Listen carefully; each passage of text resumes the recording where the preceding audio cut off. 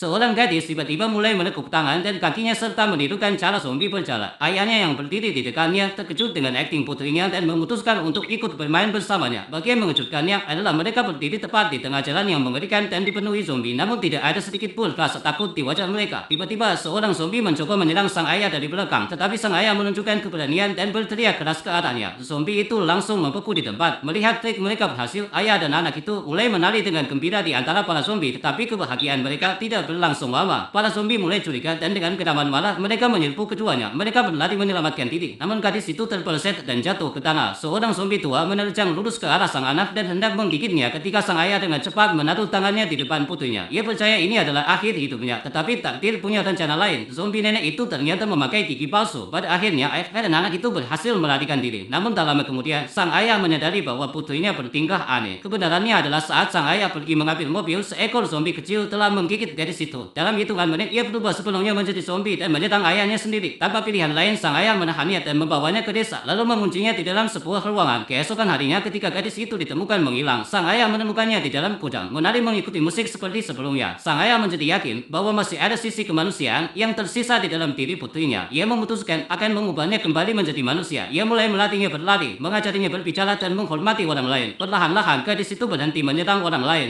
Neneknya mulai mendandaninya agar terlihat normal kembali. Semuanya tampak baik-baik saja. Namun suatu hari, sebuah tim pencari datang dan bersikeras membawa gadis zombie itu pergi. Saat mereka bersiap mendobrak pintu, sang ayah mengatakan sesuatu kepada putrinya untuk terakhir kalinya. Lalu dengan rasa sakit yang tiba-tiba dan tak tertahankan, gadis itu menancapkan giginya ke leher ayahnya sendiri. Tepat ketika pintu berhasil didobrak, suara tembakan terdengar. Di saat-saat terakhirnya, sang ayah mendorong putrinya ke samping untuk menyelamatkannya dan menerima peluru-peluru itu sendiri hingga roboh ke tanah. Melihat ayahnya dalam keadaan seperti itu, gadis itu terguncang hingga ke lubuk hatinya. Untuk pertama kalinya, sebuah kata keluar dari mulutnya, "Papa." Mendengar itu, para petugas menurunkan senjata mereka. Gadis itu terus memanggil ayahnya berulang kali, tetapi saat itu ia sudah kehilangan kesadaran. Cinta seorang ayah terbukti lebih kuat daripada virus zombie.